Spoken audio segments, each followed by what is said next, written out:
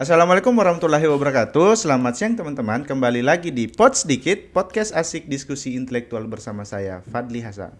Nah, kali ini kita masih kedatangan tamu internal juga dari kampus.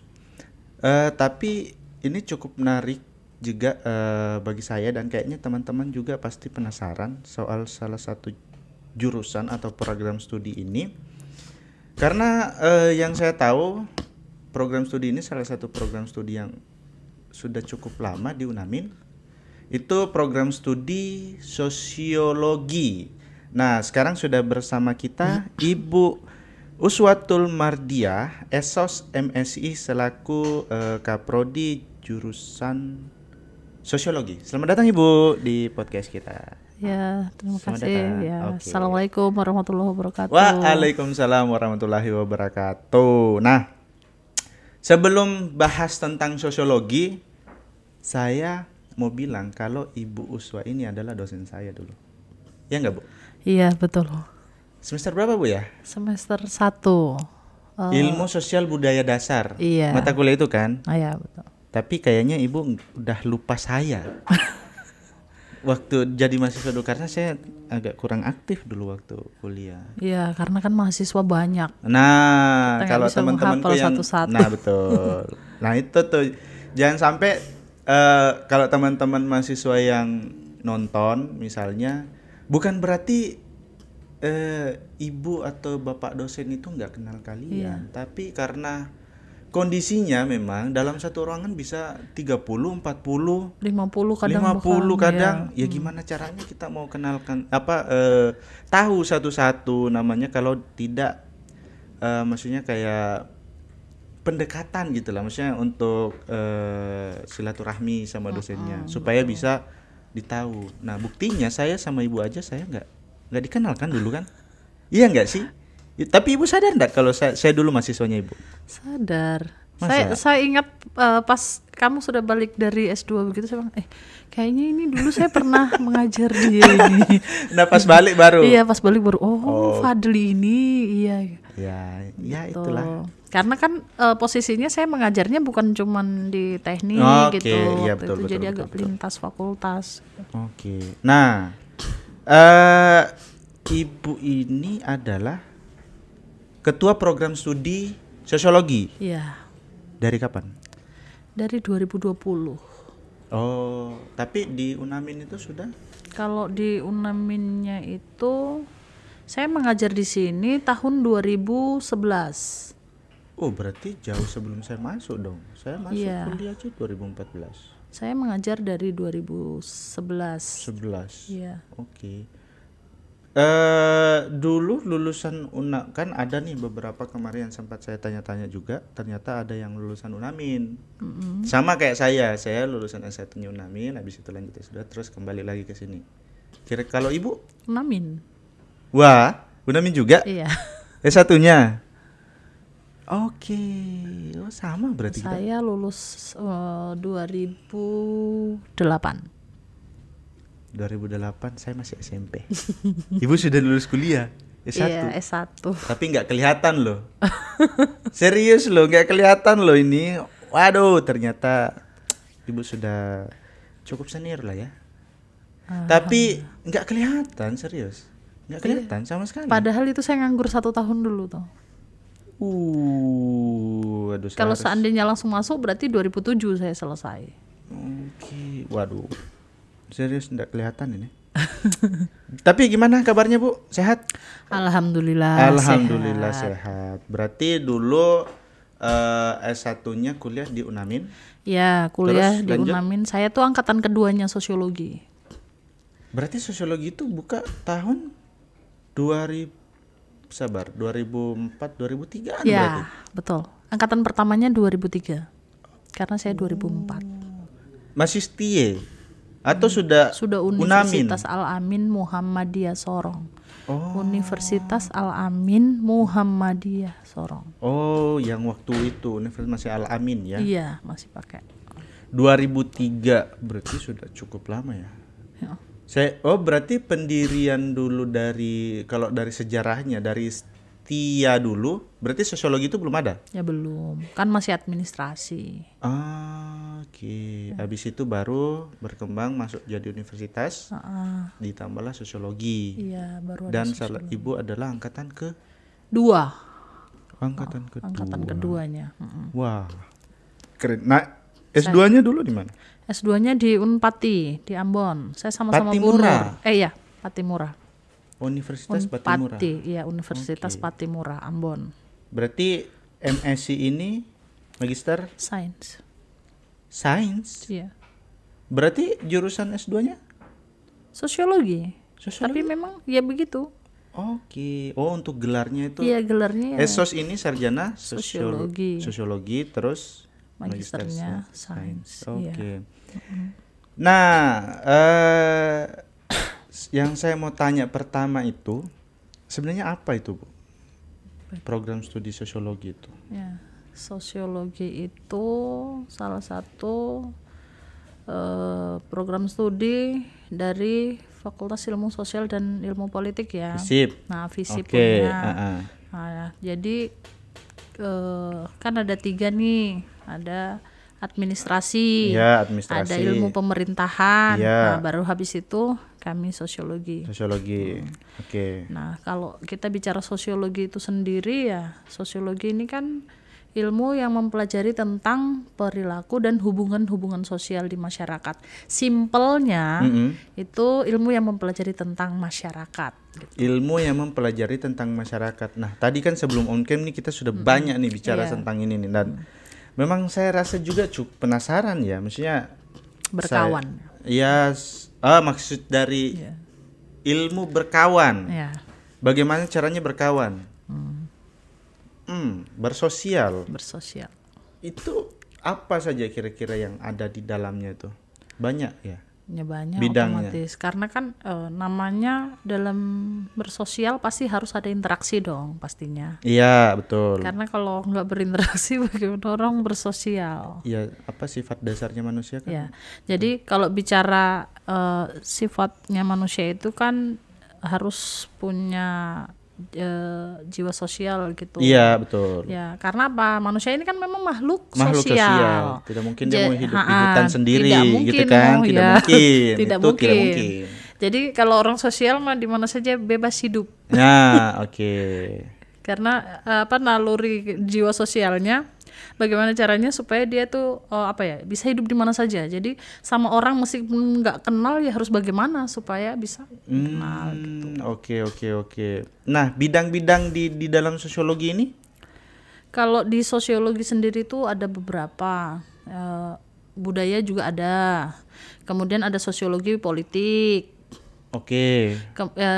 Kan kalau dari CPL-nya nih, CPL-nya CPN pembelajaran lulusan. Ya lulusan. Oke. Karena lulusannya sosiologi ini kan juga banyak yang ada jadi PNS. Oke. Kemudian ada juga yang wirausaha. Yap. Kemudian ada yang jadi apa nih kalau di dunia politik ya?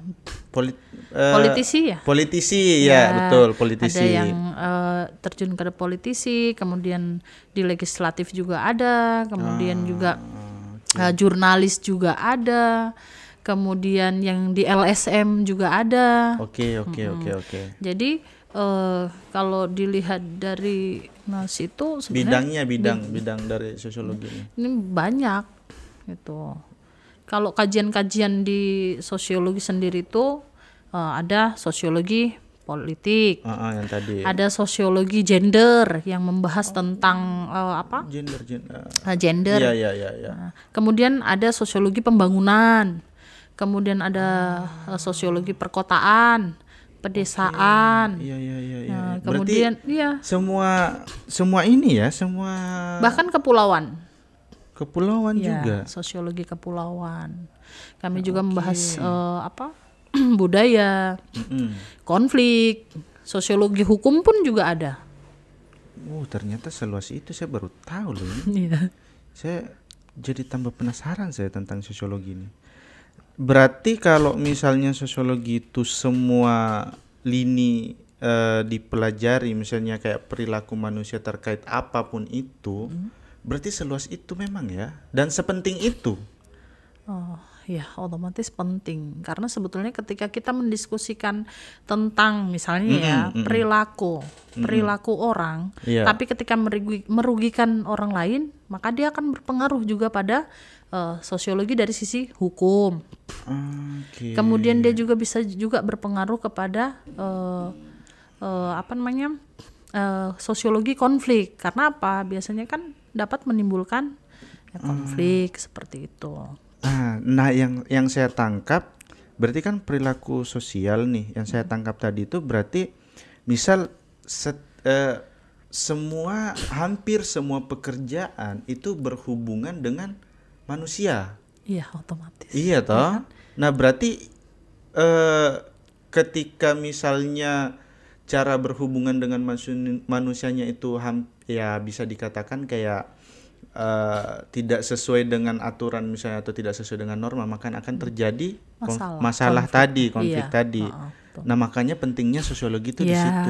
Supaya dia itu bisa menganalisis bahwa ketika ada yang seperti ini atau orang kok pelayanannya kayak gini, ya dianalisa misalnya latar belakangnya seperti ini sehingga karena apa, latar belakang itu akan berpengaruh pada kepribadian orang kan, termasuk juga dengan pergaulannya seperti itu kan otomatis akan membentuk karakter gitu. Jadi bisa saja di rumah nurut apa, tapi ketika keluar ketemu teman-temannya kayak gimana, otomatis juga akan berpengaruh. Gitu. Oh, seluas itu ya. Jadi ada juga yang di rumah itu bandel, tapi pas keluar masuk sekolah nurut apa gitu. Nah, karena apa, lingkungan dia terbentuk di situ, ya dia ngikut dengar-dengar gurunya atau apa gitu. Oke. Oh, berarti yang cocok sekali memang kalau pekerjaan-pekerjaan yang berhubungan langsung dengan masyarakat ya. Iya, betul. Bagaimana bisa memanage misalnya konflik yang permasalahan, mencari pendekatan-pendekatan secara sosial ketika ingin menyelesaikan sebuah permasalahan di satu lingkungan gitu.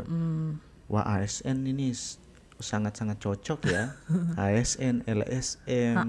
Dan memang sekarang lulusan dari sosiologi UNAMIN itu rata-rata ke arah sana bidang pekerjaannya ya. Oke. Nah, terus kemudian ini kan salah satu program studi yang sudah cukup lama juga nih. Dan yang menurut Ibu kira-kira lulusan yang target lulusan yang paling potensi selain yang tadi, yang itu kan tadi banyak kita jelaskan tuh. Kira-kira yang paling ini yang mana? Kalau lulusannya kita itu yang paling bagusnya lah. Kalau yang paling alumninya Ibu yang sekarang. Yang sekarang ya. Ya, kalau yang paling bagus sebenarnya semuanya bagus sih. Karena kan masing-masing punya ini kan. Tapi akan lebih bagus ketika mungkin menjadi peneliti. Peneliti ini kan lebih luas nanti. Karena di Papua, di sini nggak usah Papua juga, mungkin Sorong khususnya, ini kan kita bicara tentang keanekaragaman budaya. Meskipun di Sorong ini kelihatannya orang asli Papuanya misalnya ada beberapa suku, tapi ternyata banyak nih.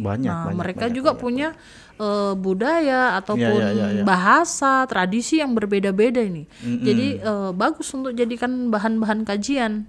Karena meskipun sama-sama di Papua, tapi ternyata punya kearifan lokal yang berbeda-beda gitu. Saya pernah baca artikel, saya pernah baca jurnal lah. Dia di Papua Barat, tapi kayaknya nggak tahu. Yang jelas dia bilang tuh ada sekitar 30 suku asli Papua. Itu saya baca di situ. Dan kayaknya lebih. Tapi yang dijelaskan di situ tuh cuma 30.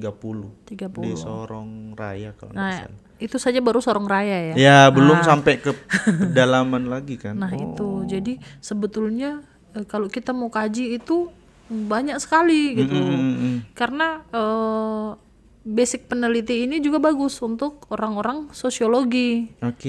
Jadi kalau misalnya budayanya masyarakat, Terus kemudian apa saja sih yang sebetulnya di sini yang boleh dengan tidak boleh dilakukan, boleh dan tidak boleh dikunjungi.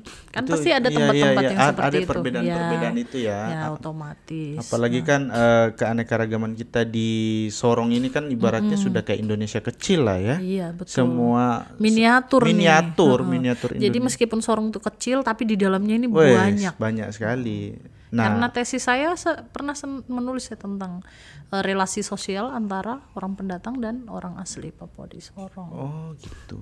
Ya. Berarti apa ya, mengkaji intinya perilaku sosial lah ya. Dan saya rasa itu menarik loh itu untuk dimasuki itu. Iya. Oke. Ya, saya mikir memang sepenting itu ya, karena semua bidang pekerjaan itu dia berhubungan dengan orang lain. Iya, betul. Iya kan? Dan ketika itu yang tadi kita sudah bahas, ketika itu bermasalah ya akan bermasalah ke depannya gitu. Berarti sepenting itu. Nah, keunggulan dari jurusan kita ilmu sosiologi di UNAMIN, Keunggulannya mm-mm. ini kalau kita bicara analisis, Ya, orang sosiologi harusnya analisanya lebih bagus ya. Oke. Karena apa? Dia itu ketika mendapati suatu masalah, maka dia tidak harus melihat dari satu sisi saja gitu. oke. Tapi dia harus melihat sisi-sisi yang lain. Karena apa? Seseorang itu misalnya punya masalah, tentu ada hal-hal yang melatar belakangi. Sehingga ketika melihat orang mukanya murung atau apa ya, langsung macam sedih. Pasti putus cinta misalnya nih, padahal mungkin bukan. Karena banyaknya permasalahan. Gitu. Oke, berarti Jadi, setiap permasalahan itu tidak mesti istilahnya tuh kayak apa ya? Jawaban dari permasalahan itu seakan-akan kayak bisa bervariasi. iya, seperti itu. Karena apa? Kita harus melihat masalah itu dari beberapa sudut pandang gitu. Oke. Jadi tidak boleh dilihat dari satu sisi saja, tapi harus dilihat dari beberapa sisi nih. Kenapa ya seperti ini? Nah, kira-kira solusinya apa ini? Oke, berarti analisisnya ya, bernalarnya itu harusnya lebih bagus. Harus itu. Berarti Makanya kalau di sosiologi itu harus kita bisa membuka wawasan kita berpikir itu memang harus lebih luas gitu. oke. Kenapa? Ini saya pernah dengar nih. Kenapa ada pernyataan itu satu tambah satu tidak mesti sama dengan 2? Ya, jadi jawabannya gini. Gini ya, coba. Itu gimana tuh? Itu gimana? Ada relasinya tuh itu? Ada. Ada, oke. Gimana? Karena apa? Ketika misalnya seseorang mendefinisikan saja nih misalnya, sosiologi itu apa?